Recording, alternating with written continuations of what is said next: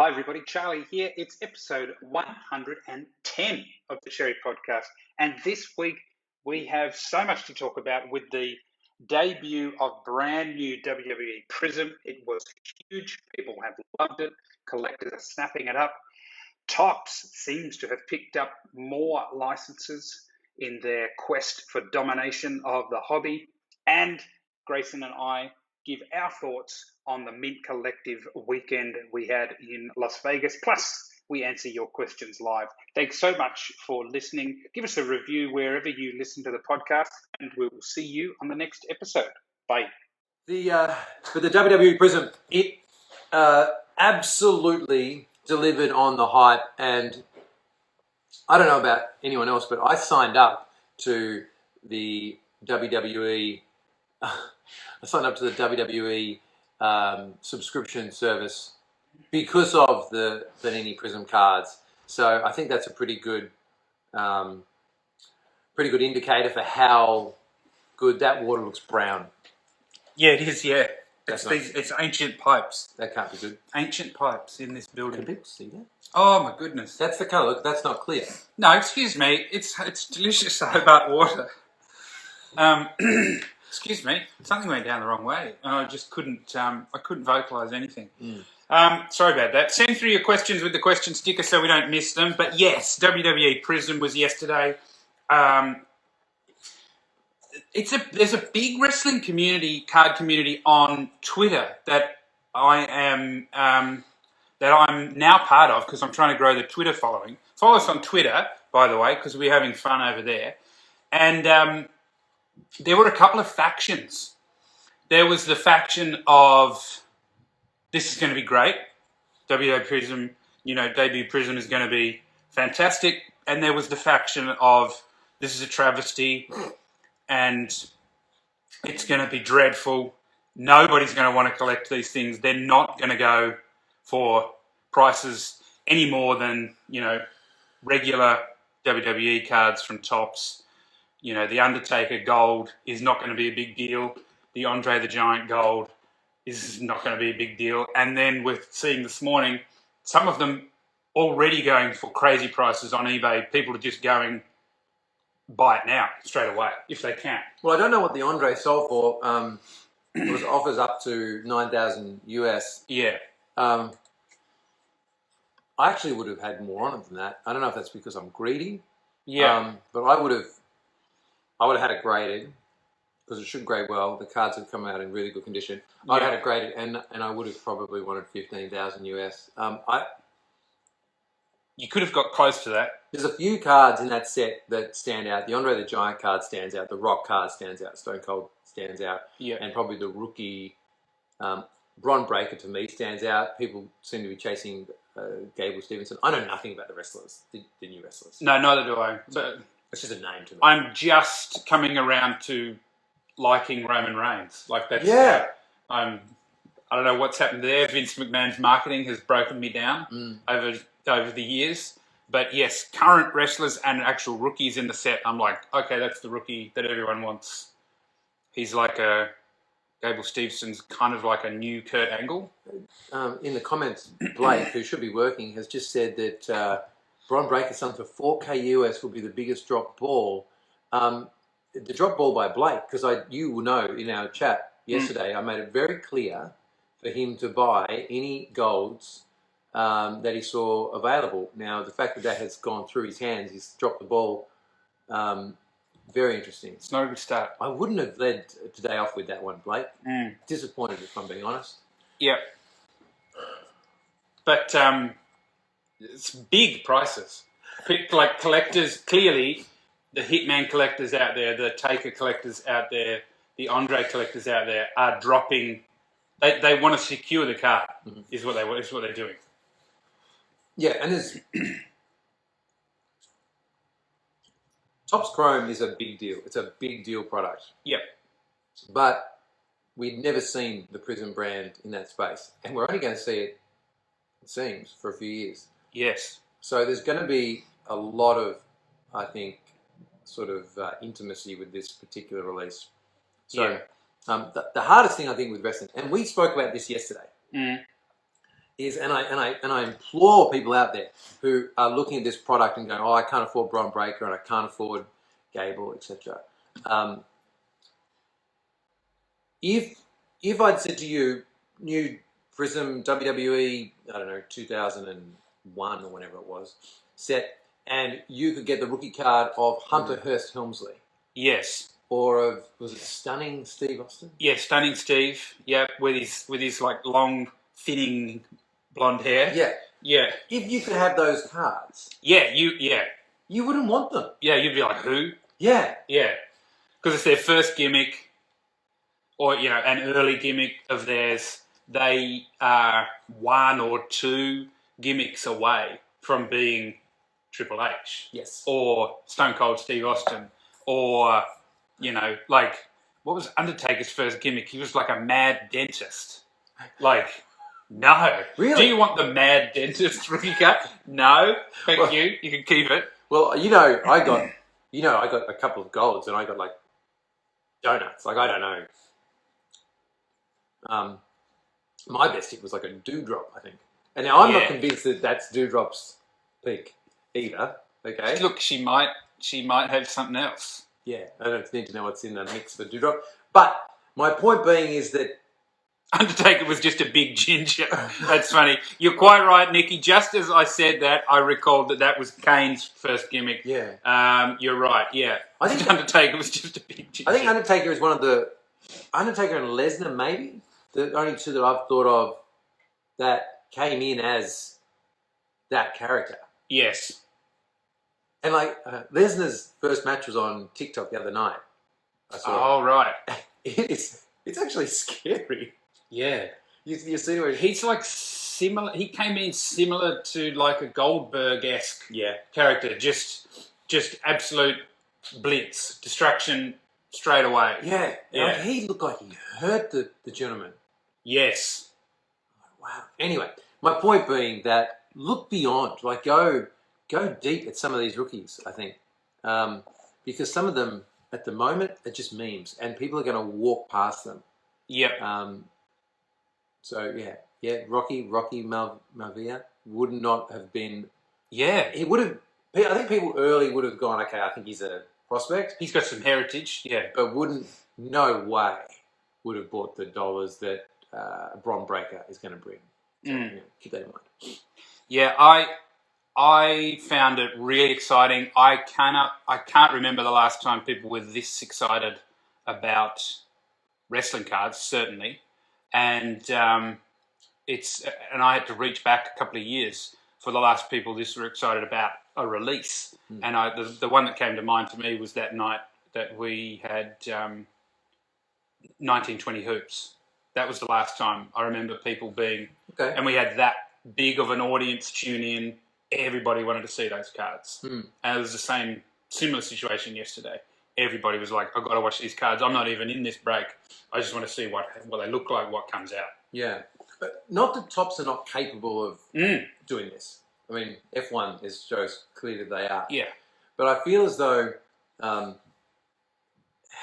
well Panini have been able to do it over and over and over again speaks to their product development team, their marketing team, in terms of actually being able to build so much interest around a brand and almost be able to apply it to anything. And I think that it must be an interesting, it could be a fly on the wall, those meetings with the WWE and those license laws and like, look at what we do. Like, obviously, they're getting other people coming in. I guess money talks at the end of the day. Yes. And it's a very, it's a growing sort of space. So there's not an established, Panini's been able to do this for 20 years for us. And anyway, I'm disappointed they don't go over it for a few years because I think you spoke to them, obviously confidentially, at Mint.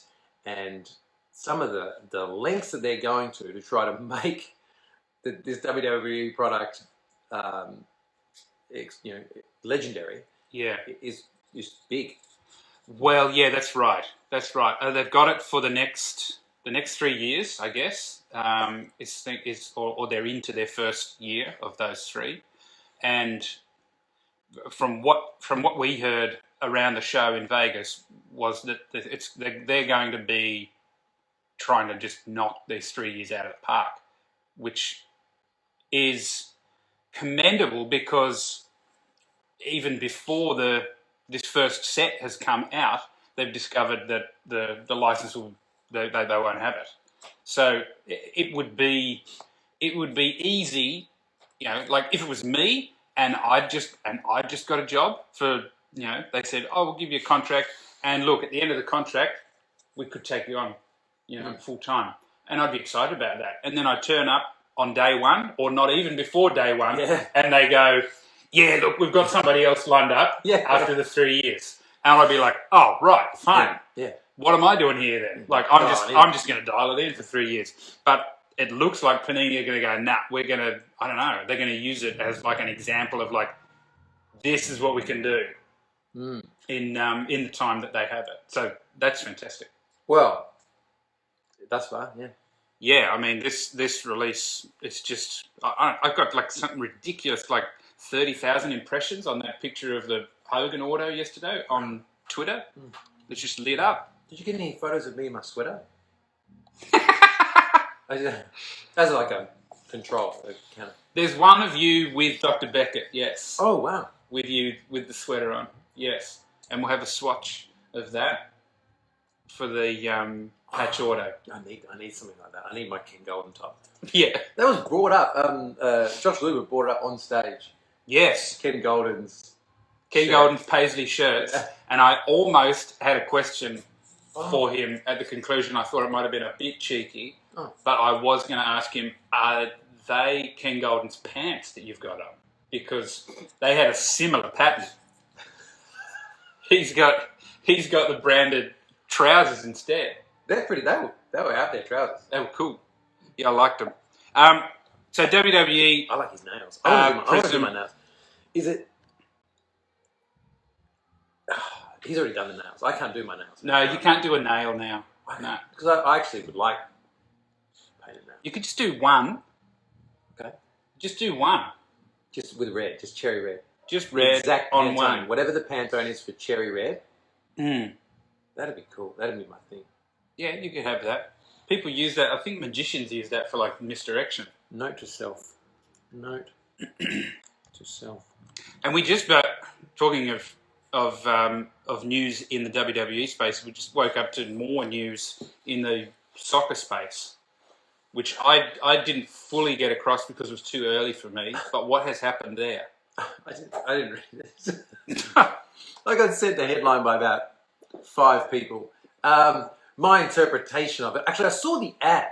There's a really good ad. If you haven't seen the ad, the special one is pretending he's going to coach every team in Euro 24, and then he gets reminded halfway through the ad by Topps guy that it's actually he's just going to select all the players for the Topps 2024 sticker set for Euro. Oh, okay.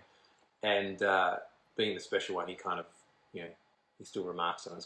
It's actually a really good ad. I liked it. And I saw that and I was like, oh, that's cool. Like, Topps are going to do stickers too. Mm-hmm. And then I got like 50 DMs of fanatics have got the deal for the Euro stickers. Right. Which is, it's either huge or massive. So, I don't know. Yeah. I don't know which one it is. Yeah. We've never carried Euro stickers. No. I don't know how big they are. Mm. They're pretty big over there, like for European collectors. Yeah. Sure. Panini World Cup stickers are all time. Yeah. I would have thought that space was untouchable. Yeah. I just would have thought like who, like, why would they go with anyone else? It's like the Topps in baseball. Yeah. It is yeah. Panini in soccer. Yeah. Yeah. So I would have thought it was untouchable. I don't know whether or not it translates to cards. Yep. I mean, they both play in that space already. Soccer. Topps do a fantastic soccer product. Panini do a fantastic soccer product. Kind of, it seems to be whoever gets the right rookie and the right product is the winner. But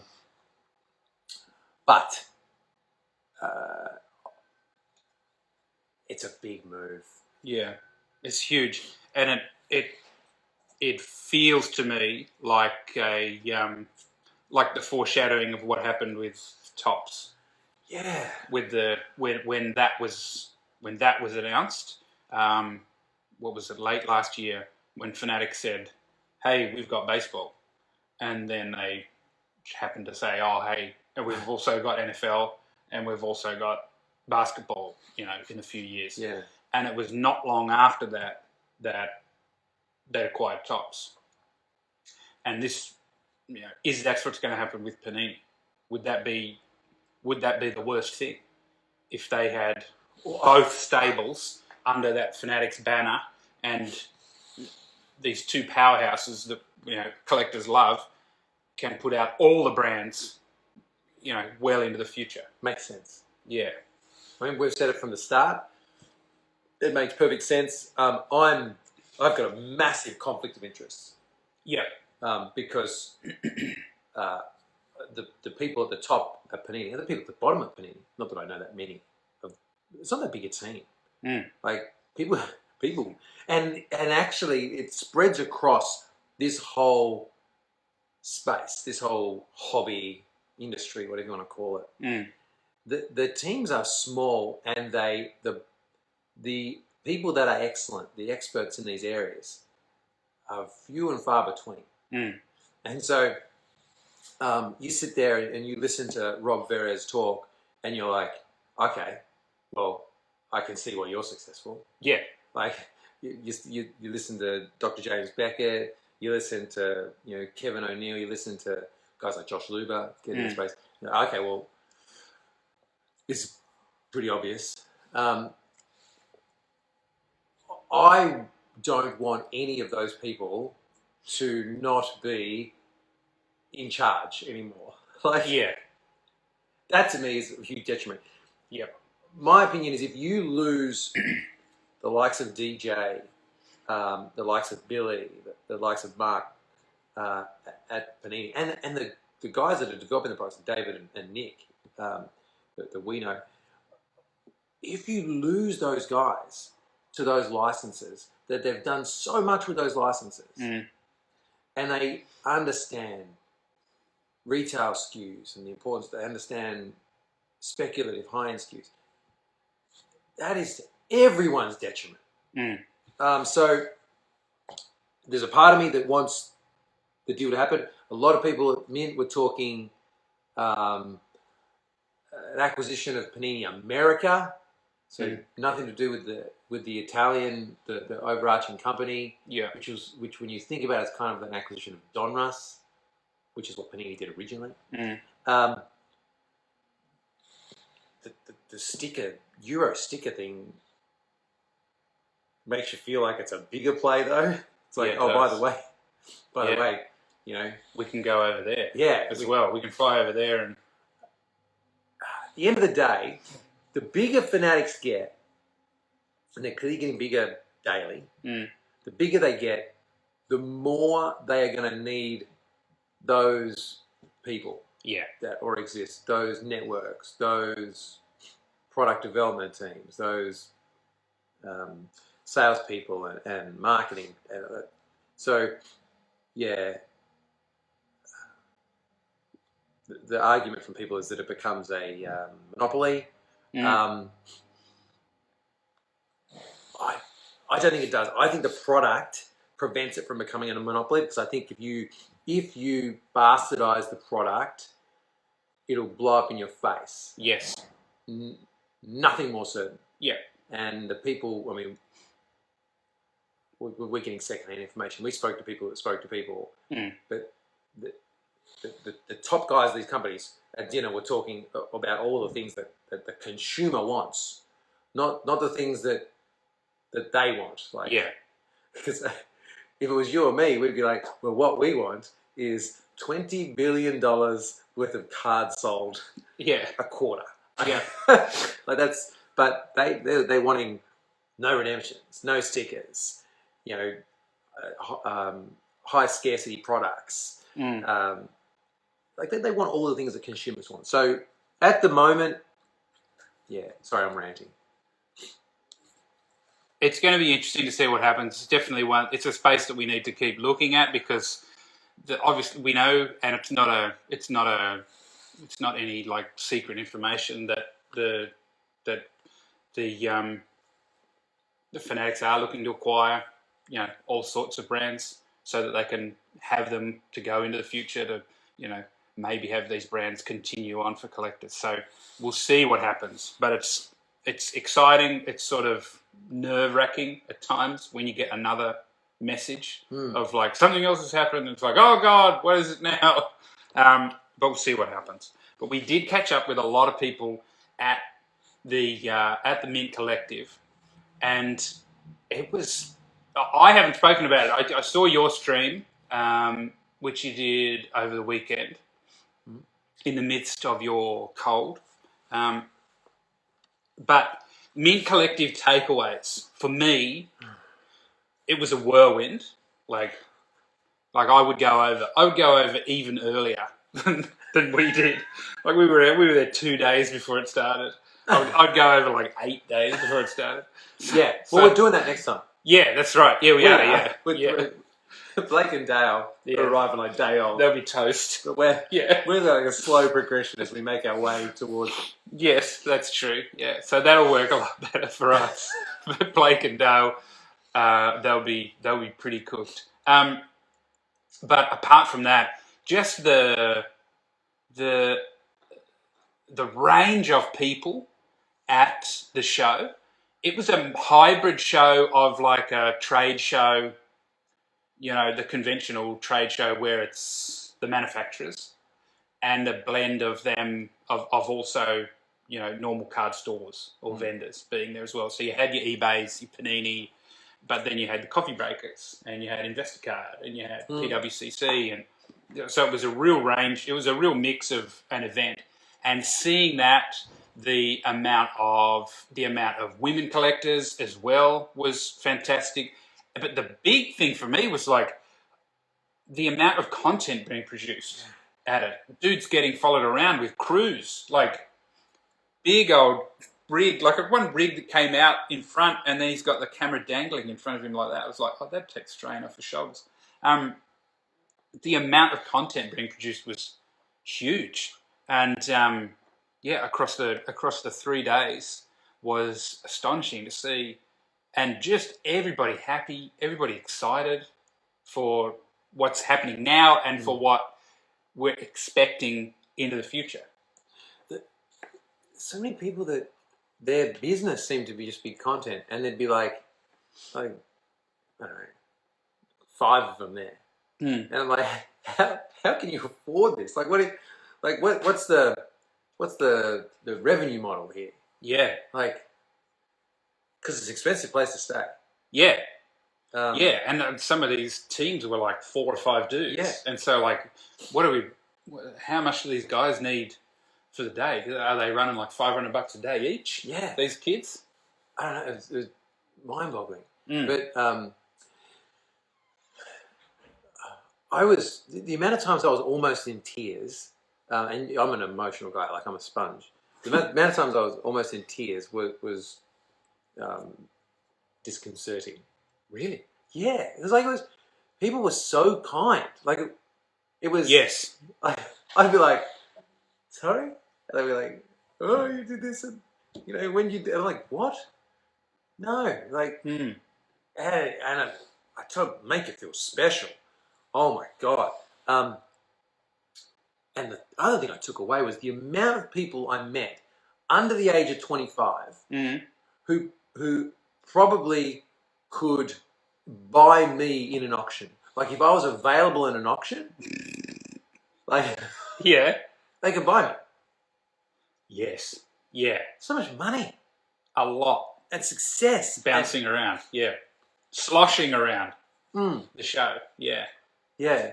Renee watched the talk that we did. My wife watched the talk that we did, and she said that someone, when they mentioned these legends on stage, that my face is just like, what? Like I just was so offended to be like. I haven't watched it back yet. I'm going to have to grab it today.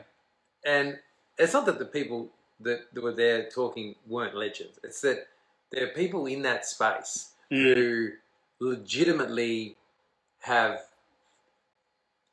Perseverance to me is so important in everything in life. I think, give me talent, great, but perseverance often outsells talent. Yes. Yep. They've persevered. They've literally been able to innovate.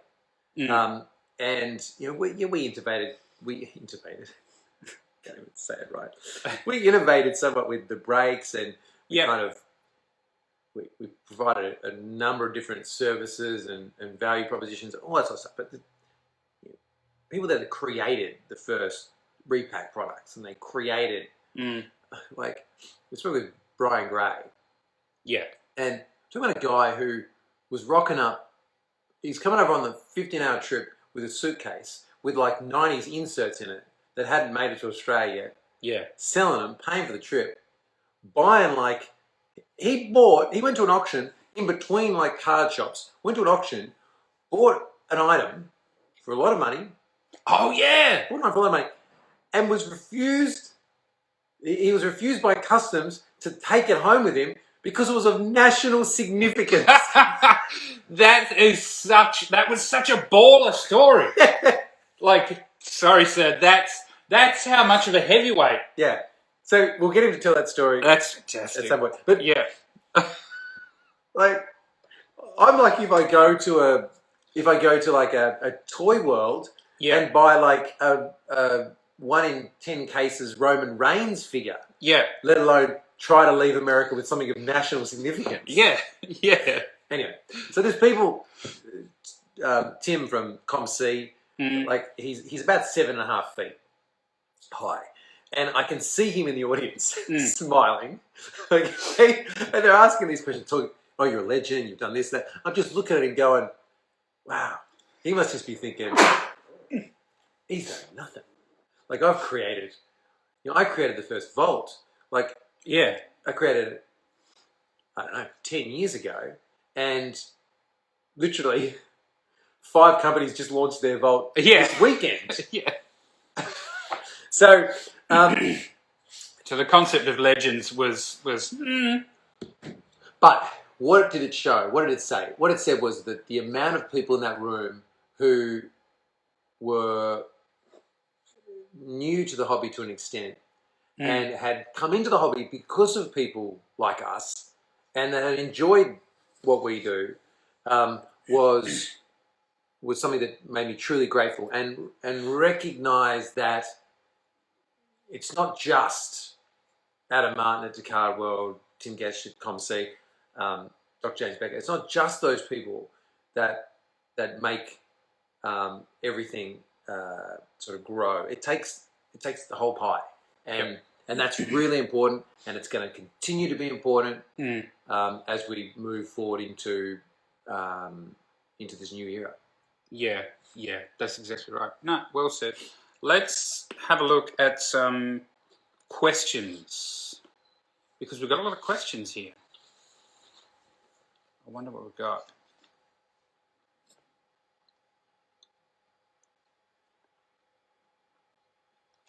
Carl Malone Collector. Where is that gone? Thoughts on Panini coming out today and verifying that National Treasures and Eminence will have soccer product coming? Sorry, they did come out and verify it, or you want them to? I'm not sure of the question. It looks like they might have said that. So I've not heard of Eminence being verified. I definitely heard that National Treasures was on the program. Okay. My understanding is that they're in negotiations for some huge autographs. we know that Halal just signed the exclusive deal with Brian Gray, with Leaf. Yep. So I imagine there's going to need to be a lot of negotiations there to access some of those autos. And you'd need someone like him, I think, for a Eminence product at this stage. I think that I couldn't see then if they actually had or not. This year and in the previous World Cup years, they've had national treasures and they've had flawless. So I would think that at some point in time, probably post World Cup, we'll see a flawless or an Eminence. Okay. Any questions about WWE? Yeah, lots of WWE questions. We'll go to this one here from Joel. With the hype of WWE Prizm releases, how big can WWE get? I don't know, but it feels like that WrestleMania over the weekend felt like I went and signed up for WWE Network for the first time. You did.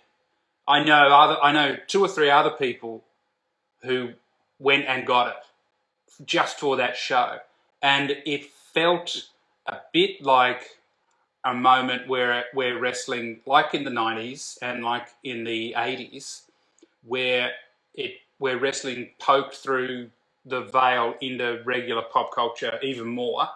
And, we know what happened when it poked through in the 80s with Hulk Hogan. We know what happened in the late 90s with Stone Cold and The Rock and that era. Maybe it's been a sleeping giant for the last 15, 20 years, certainly not for, hardcore wrestling people who never stopped watching. But if it pokes through again into that space where, more people say, hey, maybe I'll sign up and I'll watch Raw every week again. That would mean that WWE cards get, bigger again. I think it's going to be massive. I mean, there's some concern about the rookie status, and the impact that might have versus true rookie in like other sports. I feel like everything is in place for it. Fanatics are going to take over in, let's say, 2 or 3 years. They're going to need to. There's going to be this is the first, X product that is released that is going to have a lot of hype around, and they're going to need to move volume of that as well. I feel as though you've got a situation where the WWE is competing against so many other AEW, Japan New Wrestling, New Japan Pro Wrestling, New Japan Pro Wrestling. Yep. These companies that are getting so big and so such a following, that makes you do better. If you're on top, you have to innovate. You have to develop your talent. And from a personal perspective, I might have hired the DVD, the VHS of, I don't know what, it was SummerSlam or some, put it in, I remember as a kid, put it in, and this Undertaker guy came down to the ring and just annihilated this person in seconds. If I'd seen that as a collector, and the next set that comes out, I'm all in. Yeah. Like that if I saw what Brock Lesnar did in his first wrestling fight, I'm all in. Yeah. If Ronda Rousey joins the WWE, her first card come out, I'm all in. So I think it lends itself to that, and the ability to control those storylines as opposed to the UFC, whereby you've got this massive turnover of talent because you actually do get your ass kicked. Oh, yeah. Because that guy is almost as good as you, and he just happened to get an arm bar in, and you didn't want your body broken, which is normal. Yeah, this is something that I got into with people on Twitter actually as well. The difference between UFC and WWE. There is so fewer athletes who get through to that all-time tier in the UFC because of that reason. There are, you look at that, and I mean, is relatively, the Hall of Fame for the UFC is not as long as the WWE Hall of Fame. However, there's just not that amount of athletes who make it to that all-time tier, and they can't because of the nature of what they do. But even if they do, like GSP cards in the UFC never sold, never carried massive value because everyone was like, "Oh, he's boring." Well, he's boring because he knows exactly what he has to do to win. Yeah. And if he tries to get exciting, Yeah. then he's going to get beaten. Yep.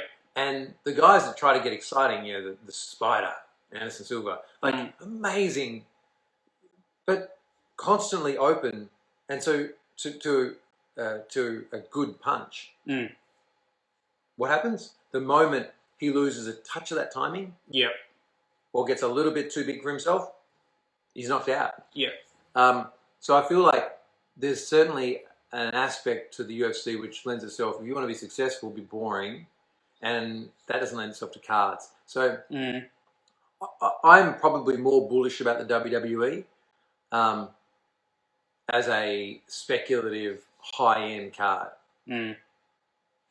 Yeah, well, that's true. That's true. Joel, good point there. The UFC doesn't have the nostalgia factor as much as the WWE as well. That's quite right. And give me both. You don't have to choose. That's the best part. You get both. Yeah. Yeah, that's right. From Racing King. How's everyone going? My name is Ryan. Hey, Hi, Ryan. What is your favourite pull in any sports card in Panini? You can answer that because I don't really know. Favorite pull. My favorite pull ever was the LeBron James gold vinyl from Optic. Second year as a Laker. Love the card. Love the design. Pulled the gold vinyl. Managed to buy it that night off the guy that pulled it. It's a fun story. He told me he lived in a van. I thought that would give me leverage. Turned out he was really comfortable living in a van. And it was just pre sort of that van life phase. and so yeah, massive, overpaid. Good card though, beautiful. It is a beautiful card.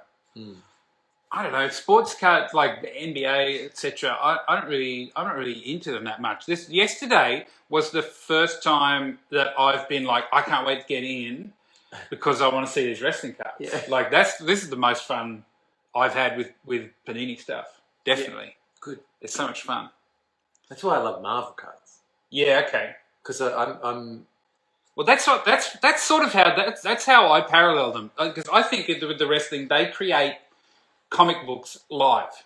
They are superheroes, is what they are. Yeah. And they pre-write the storylines, and instead of it being Superman and Batman, it's John Cena and Roman Reigns. That's what they do. You can see they have the camera angles. Okay, we're going to cut to that angle because we want to see Cena at that angle. And this is, we know this is going to happen, so we need the camera over there. It's just real life superheroes.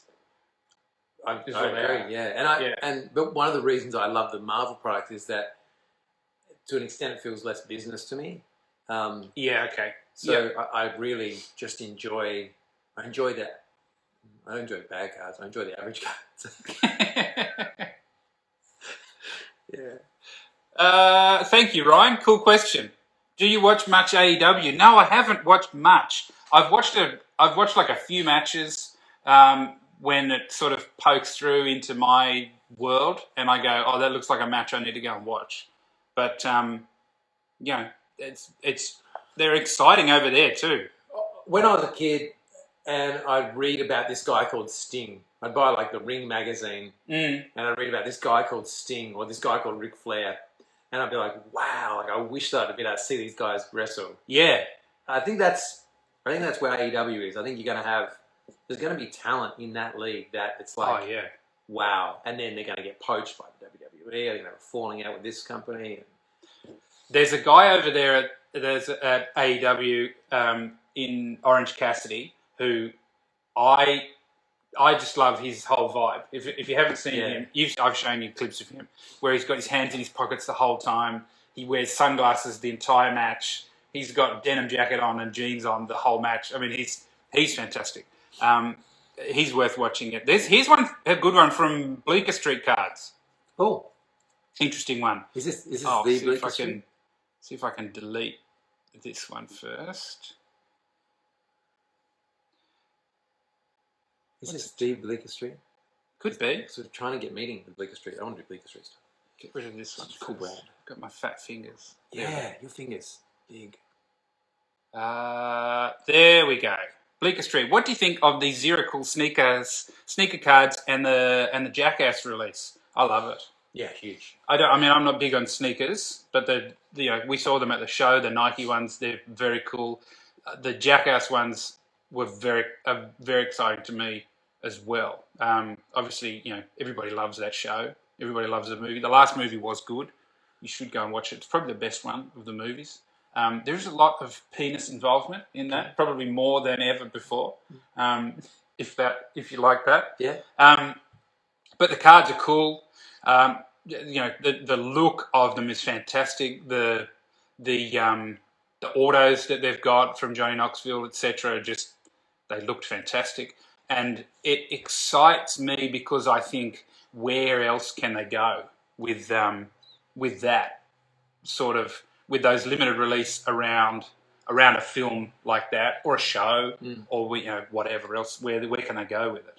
Well, this is an interesting little pump here, because Bleecker Street, I think, opened a box of it live. I tried to put a bid in, and then it was like, we don't ship outside the US. Oh no, I've got a big bid in. Have you? I'm going to be legit. I'm going to be legitimately disappointed. Yeah. And they take the money straight away. Oh, so okay. There's not much money left to cherry at the moment. I've got a massive bid in. They take the money straight away. I'll be shitty if you don't get some. Very. Yeah. Because it's a good bid. Yeah, okay. I bidded more than Marvel X-Men Metal was per box. Yeah. So, I think it's great. I think the product looks fantastic. The box looked fantastic. Bleecker Street hit that account up on Instagram, and I think you'll see an unboxing of it, because I flipped through one earlier. Didn't get one. Luca Nation tried to watch the film on the plane to Vegas. Horrible choice. I've got I wonder about that. I wonder about R-rated films on the plane. Like there's kids. What did I have on? There's kids I had behind Taxi Driver on. Yeah, you had Taxi Driver on. I had something else on. I saw it. There's like scenes in Blade Runner that are too much, and I'm like, there's a kid sitting behind me. Like, how is this okay? R18 films anyway. Luca Nation, Manny. If you're a kid, you are banking on people having that stuff on, I reckon, on the plane. Yeah, probably. You're like, please God, let him put on Blade Runner, because I haven't seen it. Mum's sitting beside me. Yeah, she's gone to sleep. Yeah. Yeah. The best I can do is Jumanji. No, I think it's amazing. It was interesting listening to Josh Lubick talk, and one of the things I picked up on, he started talking about how difficult it is to get autographs. Yes. And it's like, he's clearly grinding. He's got the picks and the shovels now, and he's understanding how complex that is. But product looks immense, and please God, let us get some. Oh, it'd be great fun. Will we do breaks with them, or we'll just come and bust them here? I'm not sure. Yeah, I'm not sure. I want some. That'll be fun. But mine must have got lost in the post.